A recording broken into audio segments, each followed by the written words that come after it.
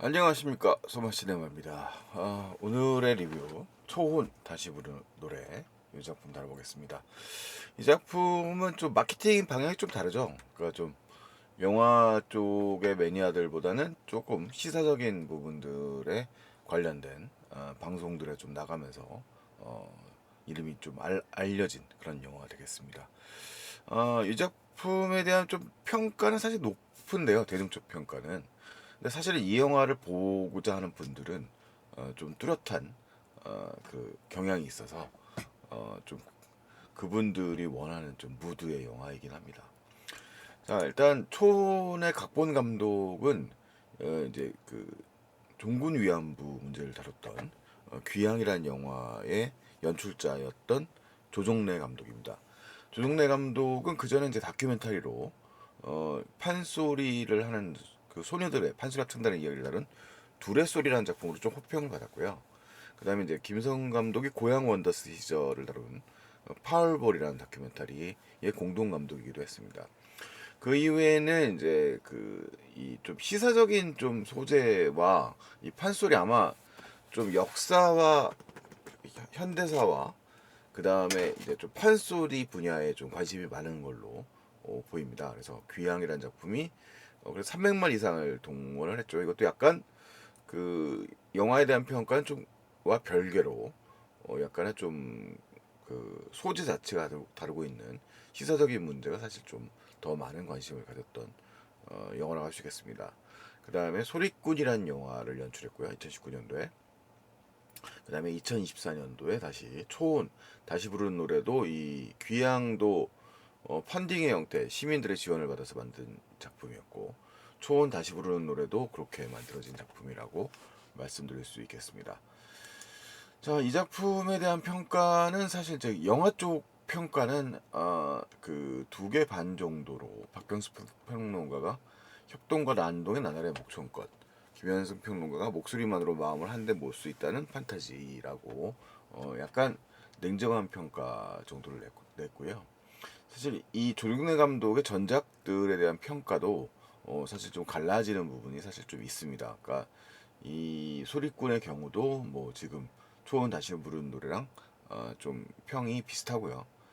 그 다음에 귀향의 경우는 좀 시사적인 부분들이 좀 높은 평가를 받았던 것 같습니다만 당시 또 이동진 평론가 같은 경우는 영화 역사에 대한 울분 또는 영화에 대한 한숨이라서 역사적 평가와 영화에 대한 평가를 좀 확실히 나눠서 평가했던 부분이 있습니다. 이 초원 다시는 부르는 노래도 그 사실 세대가 지금 이 리뷰를 하고 있는 저랑 거의 겹쳐요. 그러니까 역사 시간적 배경은 이 영화는 약간 좀 그 배경을 좀 살짝 무시한 그 배경을 갖고 있습니다만 그래도 이제 노골적으로는 92년을 배경으로 합니다. 그리고 이제 주인공은 91학번이라는 설정을 가지고 있는데 뭐 사실 저랑 비슷한 때입니다.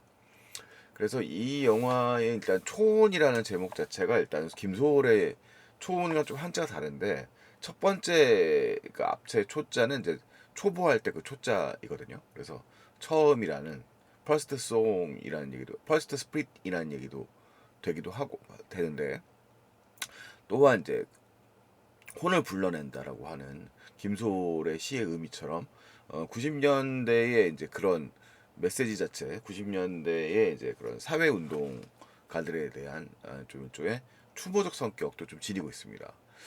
문제는 이런 좀 성격이 영화 속에 잘 녹아 있느냐 하면 좀 그렇지 못하다는 것이 좀 이 영화의 약점이라고 할 수 있겠습니다. 사실상 이 영화가 담고 있는 건 어떻게 보면 90년대 초까지 이어져 있는 민중가요를 이 영화 안에서 11곡 정도가 나오니까 그 시대에 지금은 이제 사장되었다고 말할 수 있겠죠. 이 민중가요라는 게 아무래도 당시에는 그래도 광범위한 사회운동 진영에서 이제 활용되고 사실 대중적 여파도 어느 정도까지 있었던 것이 사실입니다. 뭐 노래를 찾는 사람들이라든가 뭐 이런 노래들이 이제 또 광범위하게 좀 퍼져 있었고요.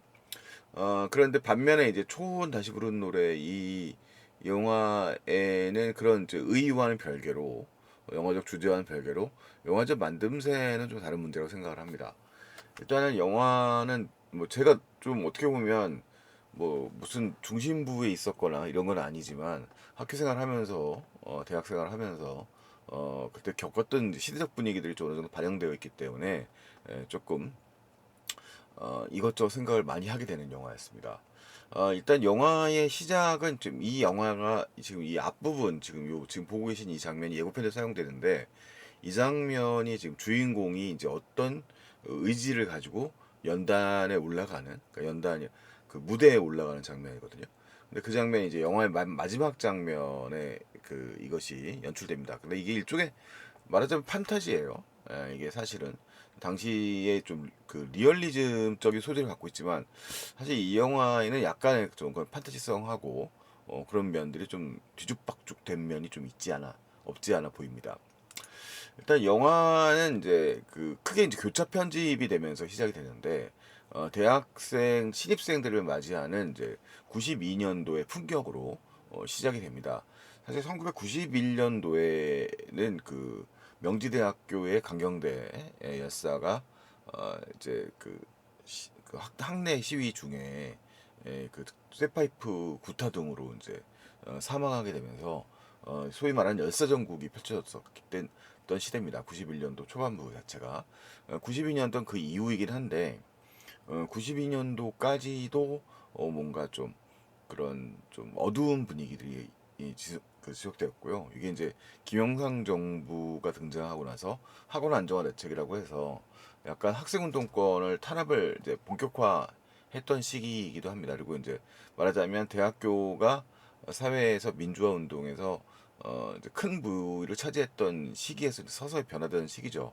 이 영화를 연출한 감독님 자체가 이제 92학번이라고 이야기하더라고요. 그래서 이제 본인이 듣고 겪었던 이야기들을 이 영화 속에 녹여들었다고 볼 수 있고, 당시에 이제 노래패는 이제 민중가요를 부르는 노래패들이 사실 대학가에 많이 있었습니다. 지금은 상상하기 힘들지만, 당시에 대중가수들을 만약에 이제 뭐 총학생회 축제 때 불렀다 그러면, 당시에는 조금 여러 어떻게 보면, 그, 그 비판을 많이 받던 시절이죠.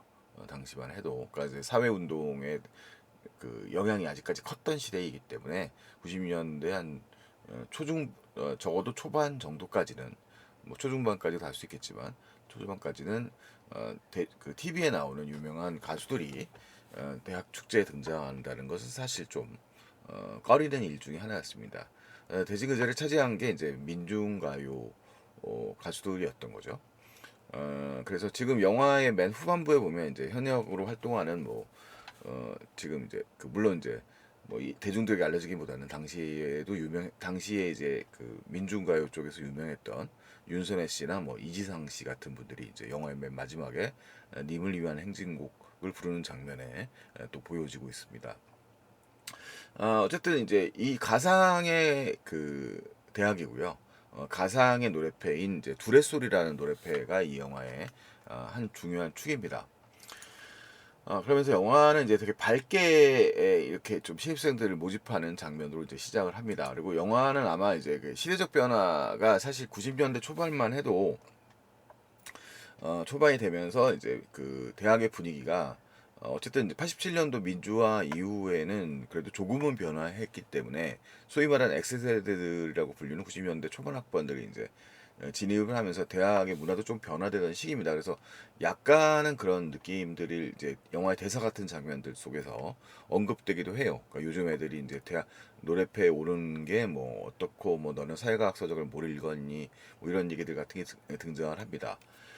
그리고 이제 어쨌든 간에 이제 90년대 초반까지만 해도 그런 분위기가 사실 또 대학가에 남아 있었기 때문에 그런 시대적 분위기를 아마 겪었던 분들이라면 그걸 좀 아실 수 있을 거예요. 근데 아마 요즘에 이 영화 이런 그 이것도 불과 30여 년 전의 영화 이야기이기 때문에 그런 시대적 분위기에 대해서 또 잘 모르는 분들도 많이 있지 않을까라는 생각도 또 해보게 됩니다. 근데 영화가 그곳에 대해서 조금 설명하려면 시간이 러닝 타임이 부족해요. 사실 이 영화는 담고 있는 게 너무 많은 영화예요. 그래서 이 영화에서 이제 주인공이라고 할 수 있는 그 이 김정현 배우인데 강민영이라고 하는 민영이라는 캐릭터고요. 이 캐릭터가 이제 사실은 그 91학번입니다. 그러니까 92년도인데 그러니까 2학년인 거죠. 그런데 이제 그 당시에는 다 필수라고 할 수 있었던 동아리 활동, 중앙 동아리 활동 같은 것들을 거의 하지 않고 그냥 학교 생활만 하고 도서관에만 있다. 그래서 영화 속에는 이 사촌 언니로 등장하는 그 총여학생회에서 활동하는 그런 일종의 말하자면 운동권 언니가 있어요. 근데 그 언니의 이제 그 얘기를 들으면 그 얘기가 하기에는 이제 멘트에는 뭐 너 도서관에만 있는 재미가 있는 게 아니다 뭐 이런 비슷한 얘기를 합니다. 그래서 사실 이 친구는 설정상 그 교회하고 학창 생활만 보내면서 그러니까 약간 운동공간 거리가 먼 뭐 그런 학생인 거죠. 그러면서 이제 그 노래를 좋아하기 때문에 노래패에 관심을 보이는 인물로 이제 등장을 하고 있습니다. 약간 영화는 그런 좀 이 앞부분에서 이 윤동원 배우가 연기하는 이 인물이죠. 이 인물이 약간 훈남 느낌이 있어서 약간 교회 오빠 느낌? 뭐 그런 느낌이 있어가지고 이 오빠에게 호감을 갖고 일단은 민영이 뭐 약간의 썸 정도를 타는 느낌으로 영화가 좀 그런 감정선 정도로 유지하면서 영화가 지속이 됩니다. 자, 어쨌든 이 영화는 이제 그러면서 교차적으로 이 사명공업이라고 하는 역시 가상의 기업인데요. 이 가상의 기업의 현장의 모습을 보여주면서 이 지금 체불 임금으로 인하여 노동조합이 일단은 이 사명기업의 시위에 참여하고 이제 약간의 그 노동 현장의 모습들과 교차 편집하여서 영화의 분위기를 형성하고 있습니다. 젊은 이제 앞부분은 이제 뭐 거의 그 이런 분위기로 형성이 되죠. 근데 영화의 이제 일종의 갈등 요소들 자체가 대학에서는 그것들을 이제 담아내고는 있습니다만 좀 그 아주 깊이 담아내기는 어렵고 영화의 이제 하이라이트라고 할 수 있는 게 노화견대라고 불렸던 이제 대학에서 운동권 총학생회가 많이 있던 시절에 노동자들의 뭐 파업 시위라든가 이런데 현장지를 했던 그런 시대적 분위기가 있었는데 그런 현장과 좀 연결해서 봅니다. 근데 약간 근데 당시에 그 역시 또 이 운동권 학생들이라고 해도 이 수위라든가 이게 다른 분위기죠. 그래서 이 노래패 친구들이 그런 현장 지원에 대해서도 좀 망설이고 지금 여기 가운데서 가장 크게 소리를 지르고 있어 보이는 이분이 이제 동아리 회장으로 나오는데 이 동아리 회장은 약간 좀 망설이는 그 인물로 등장을 해요. 이게 이제 이 장면들은 신입 회원들이 이제 그 선배들이 이제 일종의 토론하고 있는 장면들을 이제 밖에서 들여다보고 있다는 설정 같은 장면들의 이제 한 스틸입니다.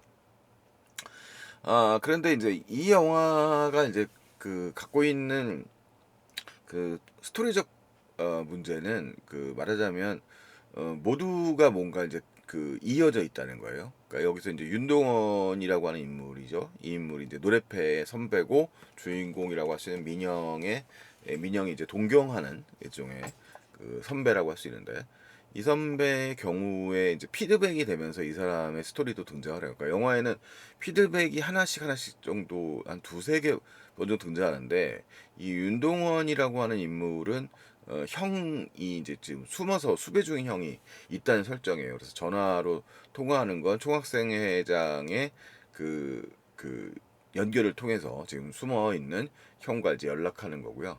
또 그 형과 본인은 그 누나가 있는데 그 누나는 이제 그 노동 현장에서 일종의 그 과로사로 사망한 설정이 등장을 합니다. 그런 장면이 피드백으로 등장을 하고요. 근데 민영의 경우에는 그 아버지에 대한 기억인데 그 아버지가 80년 정도의 그 10살 때 아버지를 잃은 걸로 나오거든요. 72년생이니까 따지자면 광주에 향했다가 모종의 몰로 영화엔 뚜렷하게 어떻게 사망했다는 설정은 등장하지 않고요. 굉장히 젊은 나이에 아버지를 잃은 걸로 설정이 등장을 합니다. 그래서 영화는 이제 어쨌든 간에 역사적인 그런 그 관계를 맺고 있는 인물들과 이 주인공들이 연관성을 가지고 있고 이 노래패에 참여하고 있다는 설정 정도를 가지고 있는데 이건 아마도 감독님이 이제 전체 플롯을 그 약간 그런 좀 축약해서 당시의 시대적 분위기라든가 이제 그런 이런 그 민중가요라고 하는 노래가 왜 성립할 수밖에 없었던 시대인가에 대해서도 좀 통찰하고자 했던 것 같아요. 그런데 이제 이게 했던 것 같아요라고 제가 표현한 것처럼 그 이 영화의 양상이 뭔가 충분히 깊이 있게 설명된다는 느낌은 사실 좀 없습니다. 영화의 이제 중반주 보면 이제 농활 장면이 등장을 하는데요. 농활은 사실 뭐 그 당시에 이제 그 학생의 총학생의 시절이라면 당시 이제 노학 연대처럼 농촌과 전농이라고 하는 지금 조직이 아직도 있죠. 농촌과 연대에서 농촌 봉사활동이라고 하는 형태로 이제 노동 체험을 이제 해보는 거죠.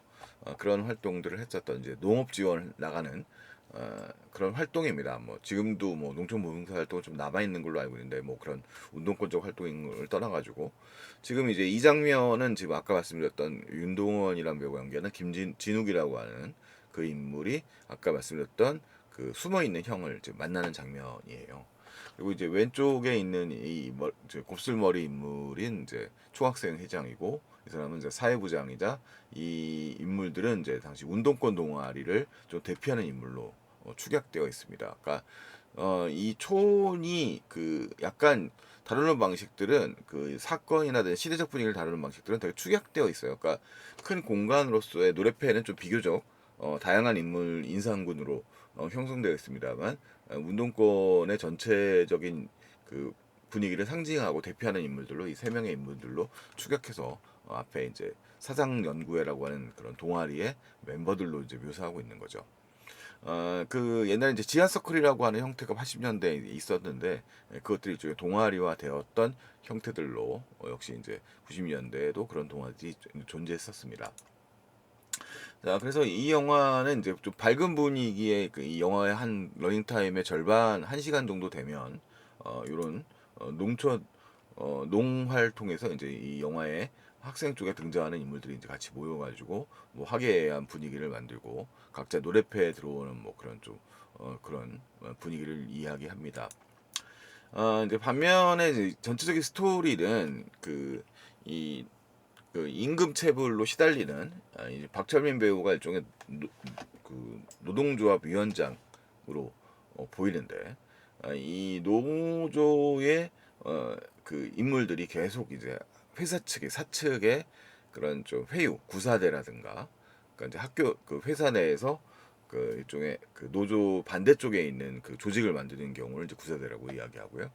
그 다음에 이제 깡패들을 동원한다거나 그렇게 존재합니다. 그래서 사실 이 영화에서 박정현 배우를 제외하고 까메오 같이 출연하는 유명한 배우들은 악역으로 등장을 주로 하고 있어요. 그래서 김동완 배우는 이제 회사의 부사장이자 뭐 이제 의원의 아들로 등장을 하고 의원도 등장하고 그다음에 심영탁 그 도라에몽 좋아하는 배우로 유명해서 요즘에 결혼 잘해가지고 예능 많이 나오는 심영탁 배우는 되게 그 냉혹한 검사 역할로 등장을 하고 있습니다. 그래서 약간 그런 대림인데 그 스토리도 이게 다양한 인물 군상들이 각자의 역할이 사실 좀 있거든요. 그러니까 사실 이 영화에 등장하는 다양한 인물들의 스토리만으로도 거의 이제 시리즈급의 이야기들이 이 영화 안에 축약이 되어 있어요. 그래서 사실 이 영화는 이 시대를 겪었던 관객들이라면 대략 분위기를 좀 읊어서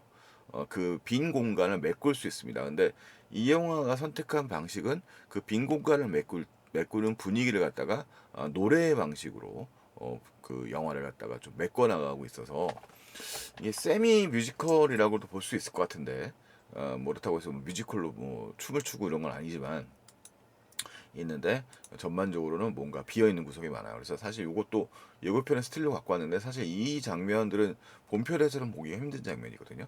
그러니까 이 배우가 이제 지금 총학생 회장 역할로 등장하는 배우인데 실제로는 영화에서는 그렇게 뭐 뭔가의 누를 동경한다거나 이런 장면을 좀 보기는 어렵습니다.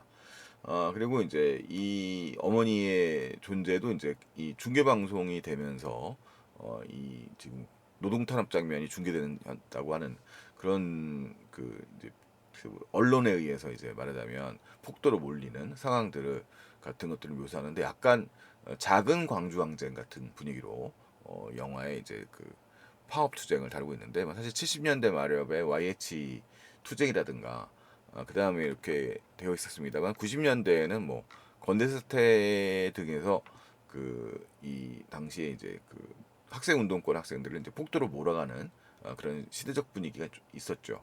그런 분위기가 있었는데 그런 분위기의 다양한 분위기랄까 사실 노동조합의 투쟁들은 언론에서 거의 무시하다시피 했었고요.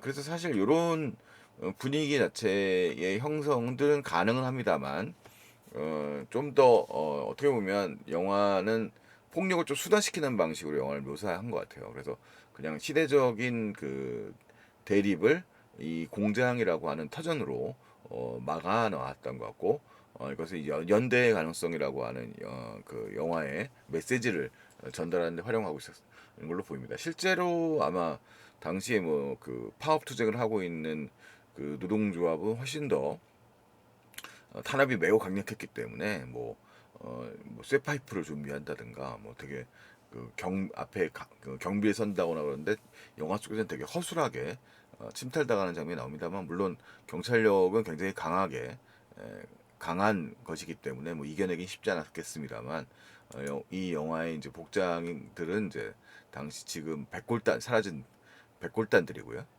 그다음에 여기 이제 전투 경찰들 복장 같은 것들이 있고서 이제 침탈하는 모습을 대립하는 장면이 영화의 후반부에 클라이막스 부분으로 가고 있습니다. 영화의 이제 후반부는 이제 이렇게 약간 좀 1학년 학생들과 이 주인공 민영 등이 은 빼놓고 선배들은 이제 노학연대로 가고 있는 모습이고 이 와중에 이제 이런 아수라장이 펼쳐지고 그다음에 이제 쓰러지는 학우들도 등장을 하고 있습니다.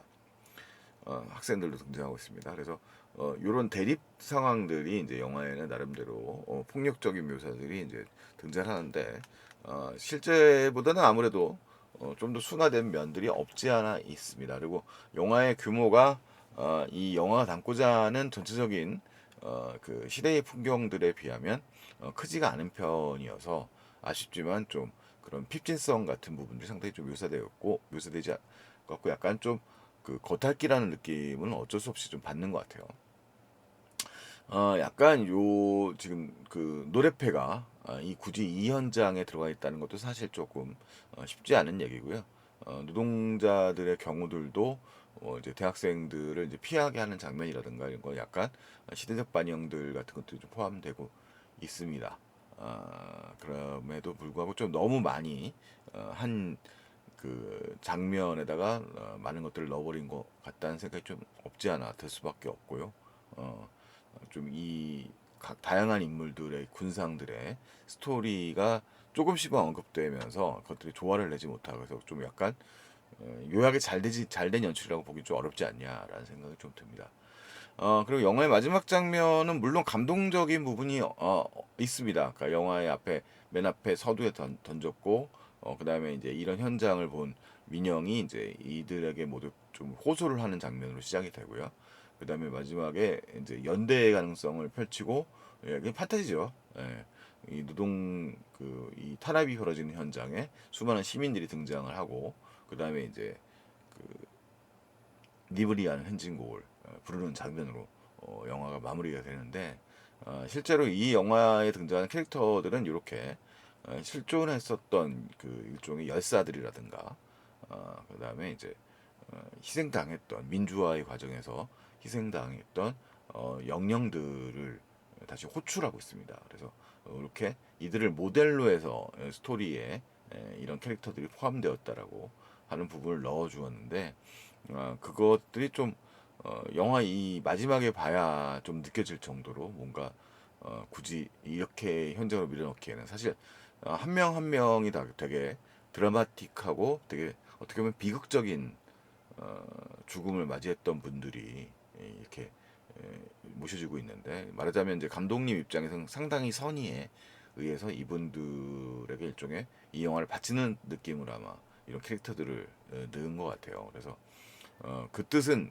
존중합니다만 아쉽지만 이 영화의 그런 좋은 의도와 달리 영화 자체가 주는 그런 그 파토스는 영화 자체의 스토리가 가지고 있는 좀 뭔가의 탄탄함이 좀 떨어지면서 다소 떨어질 수밖에 없는 거 아닌가 하는 생각이 듭니다.